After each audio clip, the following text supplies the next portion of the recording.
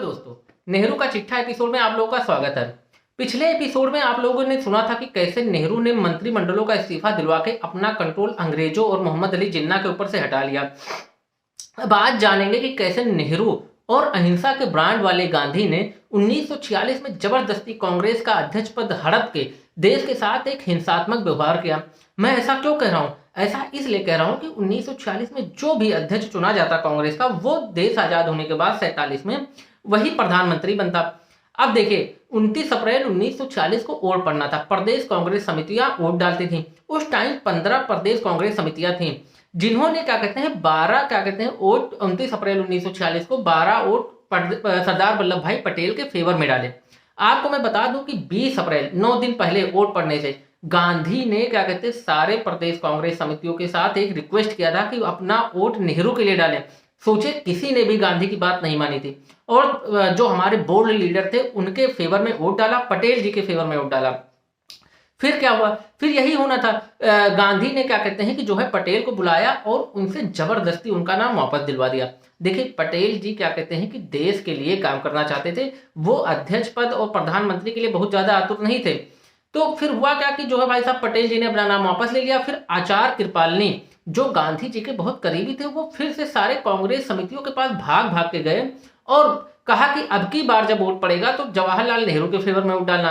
भैया फिर से क्या कहते हैं कि जो है वोट पड़ा और जवाहरलाल नेहरू के फेवर में लोगों ने वोट डाले और उन्हें क्या कहते हैं अध्यक्ष का पद मिल गया। फिर क्या था कि 1947 में जब देश आजाद हुआ तो फिर जो है प्रधानमंत्री बने नेहरू, एक अनाड़ी नेहरू। अनाड़ी नेहरू इसलिए कि भारत चीन सीमा विवाद, कश्मीर मुद्दा, आपको पता है कि जूनागढ़ हैदराबाद अगर पटेल जी नहीं होते तो शायद वो चला जाता है पाकिस्तान में। आपको मैं बता दूं कि जो है पटेल और नेहरू ये दोनों इंग्लैंड में पढ़े थे। वहीं नेहरू सेकंड डिवीजन से पास हुए थे और पटेल जी फर्स्ट डिवीजन से पास हुए थे।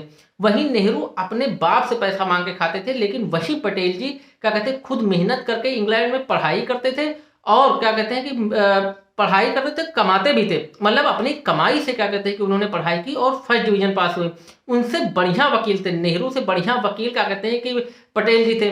फिर जब क्या कहते हैं कि देश की आजादी की लड़ाई लड़ी जा रही थी तो ना जाने कितने आंदोलन का पटेल जी ने नेतृत्व किया एक स्ट्रॉन्ग लीडरशिप में, और उसको क्या कहते हैं कि बहुत ही सक्सेसफुल तरीके से क्या कहते हैं कि कितने नागपुर का आंदोलन रहा, बारदोली सत्याग्रह रहा, कितने ऐसे आंदोलन थे जो पटेल जी किए अपने नेतृत्व में, बहुत ही सक्सेसफुल नेतृत्व किया उन्होंने। लेकिन क्या कहते हैं कि जो गांधी एक जो अहिंसा के ब्रांड वाले थे, उन्होंने देश के साथ एक हिंसात्मक व्यवहार इसलिए किया कि जहां पे एक बोल्ड लीडर इस देश को मिलना चाहिए था, क्योंकि जनता ये अपेक्षा कर रही थी कि हमारा जब देश आजाद होगा तो हमें गरीबी से मुक्ति मिलेगी।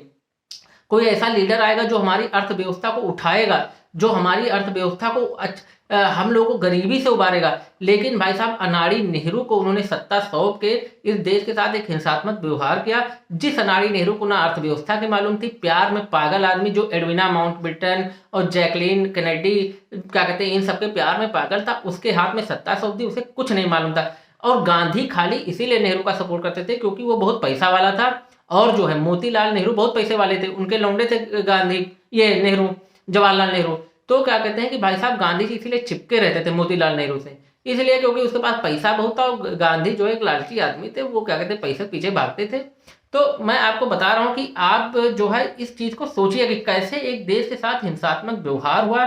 जहां देश को बोल्ड लीडर मिलना चाहिए तो वहां एक अनाड़ी लीडर मिला जिसे ना अर्थव्यवस्था, भौगोलिक क्षेत्र कुछ मालूम नहीं था और ना ही वो किसी की बात मानते थे। तो इसी के साथ मैं अपना वीडियो खत्म करता हूं। आप इस चैनल को सब्सक्राइब जरूर करिए और इसको ज्यादा से ज्यादा शेयर करिए, और हमारे नेहरू का चिट्ठा जरूर देख करिए। उसमें आप जानेंगे कैसे नेहरू ने अर्थव्यवस्था खराब कर दी, कैसे जूनागढ़ हैदराबाद वाला केस था, कैसे कश्मीर वाला मुद्दा था, कैसे असम वाला मुद्दा था। मैं सबको आपके इसके बारे में बताऊंगा। इस चैनल को सब्सक्राइब करिए और नेहरू का चिट्ठा जरूर देख करिए। धन्यवाद।